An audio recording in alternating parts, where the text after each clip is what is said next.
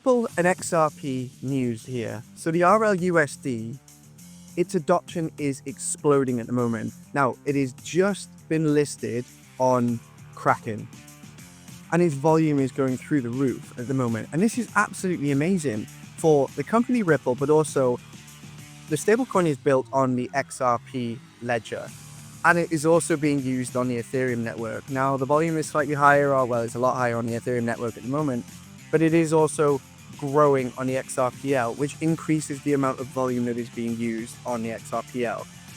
The thing that's really exciting about this, okay, I heard someone the other day say the burns don't really matter, but they do. There's a small percentage of XRP that is burned every time a transaction using RLUSD is sent.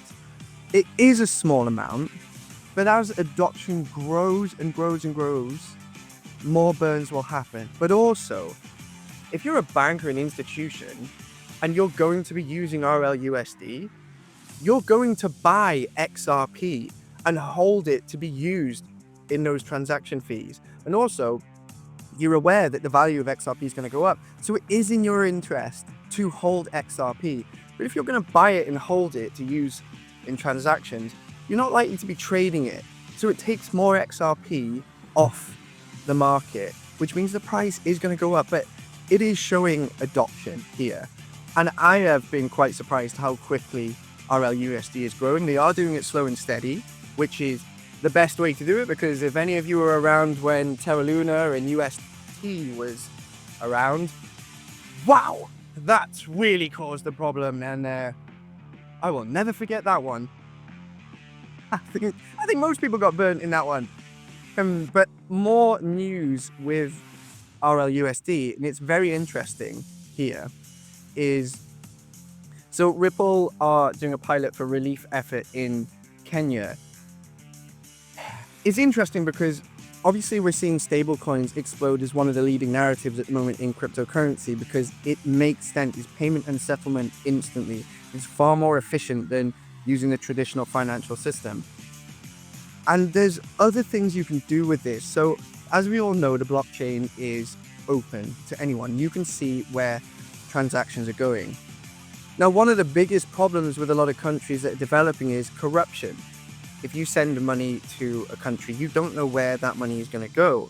But using blockchain technology, you can see that you're definitely sending the money to the right person. And then you can keep an eye on where it goes after that. And then you can do a bit of research into it and realize if they are funneling the money into any kind of corruption. So stablecoins have got an interesting use case here that you will be able to stop corruption. But it's very interesting to see that Ripple is taking this approach.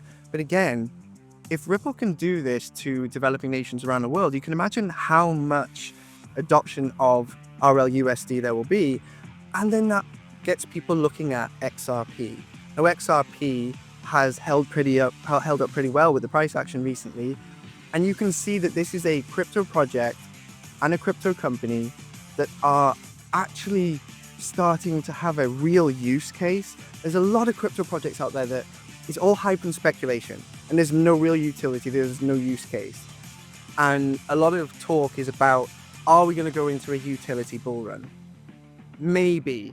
When things like this are happening, it makes you think, well, there is a good use case to be able to use the XRPL with stablecoins. So it's not just about price action, this is adoption, and they're really trying to expand and grow. But also, if you look at the supply of RLUSD, it is now at $293 million. And it's growing fast. It really is growing fast. And they have facilitated around $10 billion since their launch of transactions, which is absolutely amazing. And that shows how quickly they are moving. So there is some XRP RLUSD news.